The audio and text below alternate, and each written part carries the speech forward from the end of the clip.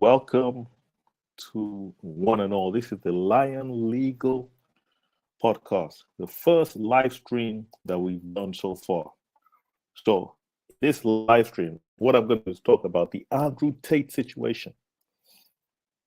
The Andrew Tate situation. Himself in lots of trouble, but aside from casting aspersions on his character, things of that sort, I want to go straight to the facts. What are the legal issues at play and what has he been accused of? What I'm going to do in order to answer this question is to go through the police report and see exactly what that says. Because the police statement on the issue will detail who has been charged, what the charges are, what the investigation was looking for, and will indicate exactly how serious this is and whether he may be spending a very, very long time in jail. So the organization which actually is conducting the investigation in Romania is called DICOT. DICOT has issued a statement on what is taking place. And I'm going to pull up the DICOT statement right now. Also, if anybody would like to join the live stream, please comment.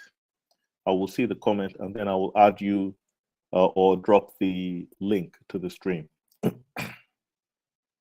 Okay, so the DICOT statement, if you look at it, states that on the 29th of December, the prosecutors of the DICOT agency, together with the police from the Bucharest organized crime, implemented 5 home search warrants.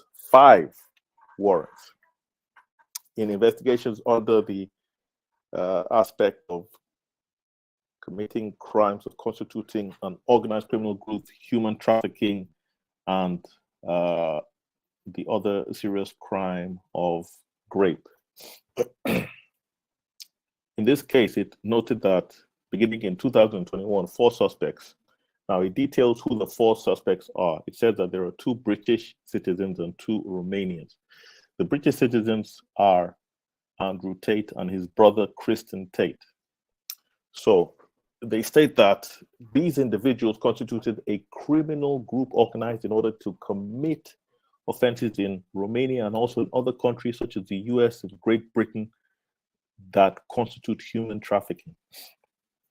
And then the statement goes on further to say victims were recruited by British citizens misrepresenting their intention to enter into a marriage cohabitation relationship and the existence of genuine feelings of love.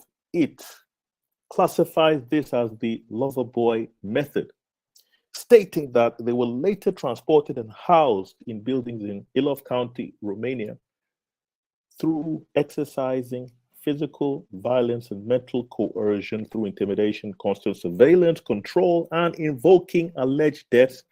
And they were exploited by group members, forcing them to engage in public, explicit demonstrations for the purpose of producing and disseminating material through social media platforms, and also forcing those individuals to submit to the execution of force.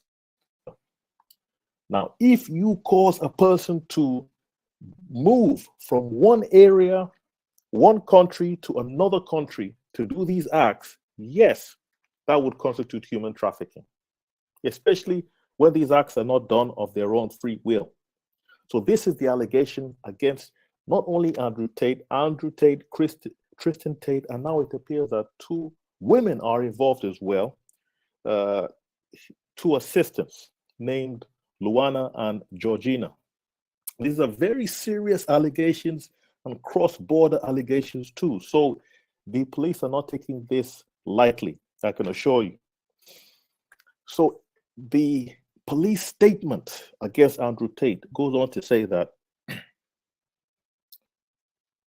with regard to the individuals, there were 6 injured persons who who have been identified as being exploited by Tate.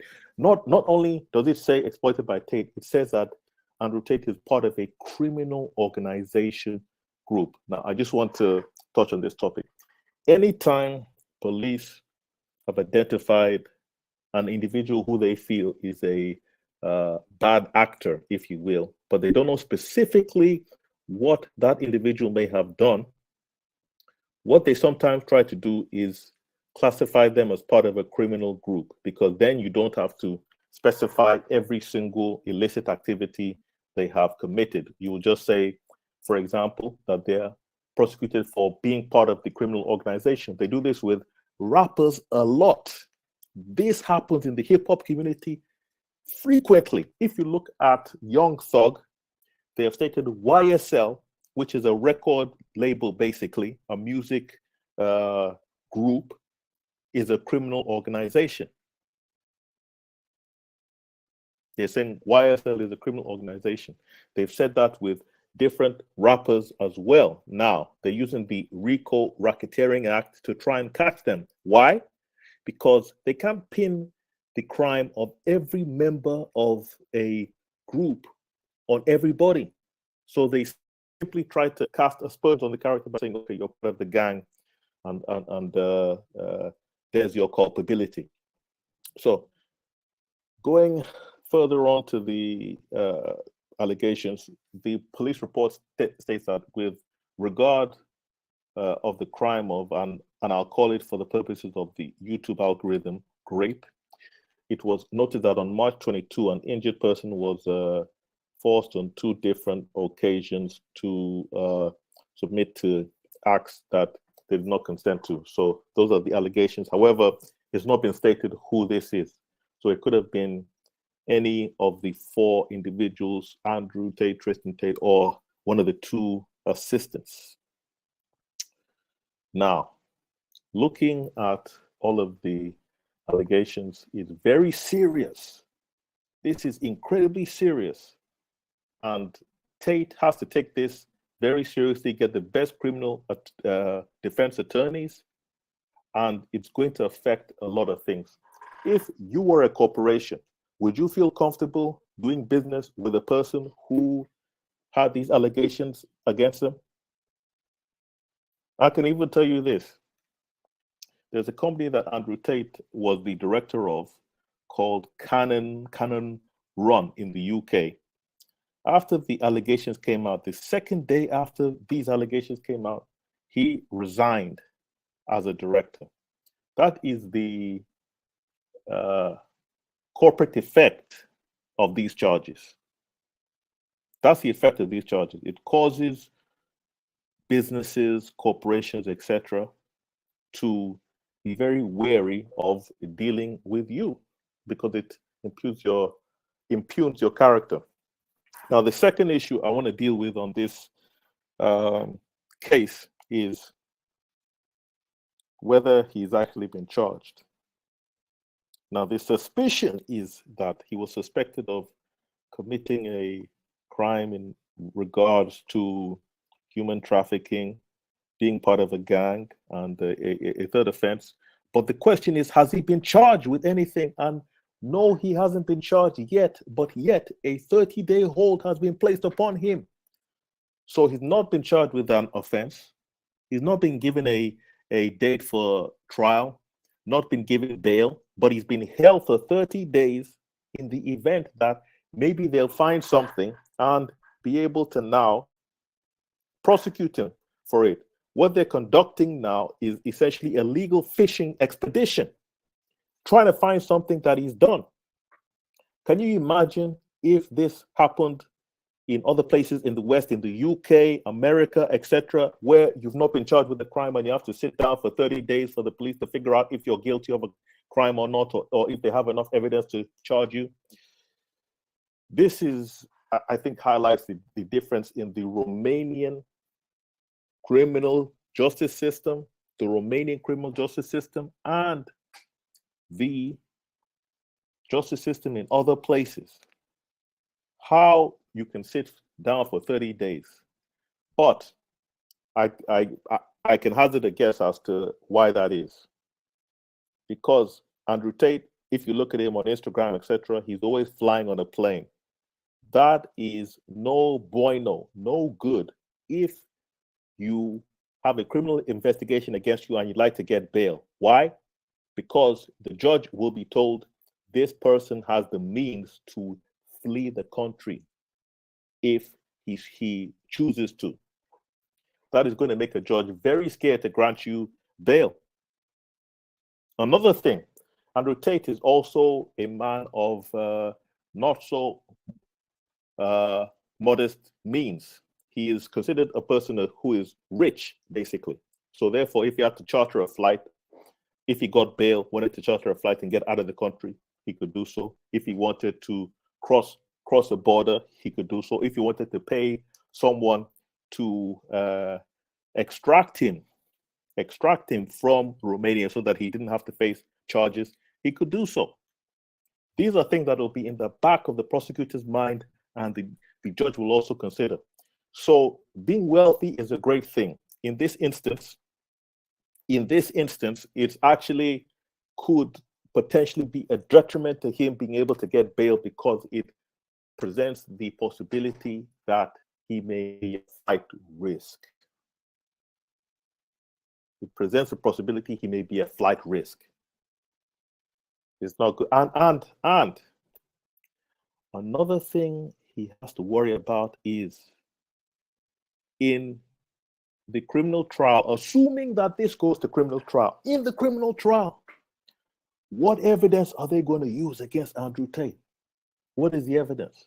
And I'll tell you what the evidence is. The evidence from his own mouth. Because he has talked extensively in several different interviews about his lifestyle and the people that he employs and his webcam industry. He himself has spoken about this. He himself has talked about, so by the time that it gets to trial, they're not going to need to only get the alleged victims.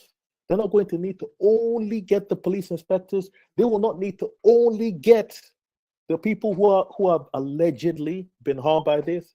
They can get the words of the suspect himself. They can get the words of the suspect himself, because he has given hours of interview, hours of material talking about this. So he'd have to explain what he meant when he said that he would, for example, never let the girl do OnlyFans unless he took 100% of the revenue, 100% of the income. He would have to explain what he meant by saying that, certain people need to submit, as it were, to him. He would have to explain this. This is why, if he'd like to fight the case, he better get a serious attorney that knows exactly what they are doing. This case is not a joke. It's very serious. And as the police statement alluded to, as the statement from Dicot also alluded to, it's an investigation which is not simply based in one territory. It's based in international zones, 4 different countries. So it'll be interesting how this turns out. I mean, Tate certainly has a lot on his plate, and I will be monitoring it and doing other videos on it. So if you like this live stream, make sure to like, comment, and subscribe. Thank you for joining the Lion Legal podcast.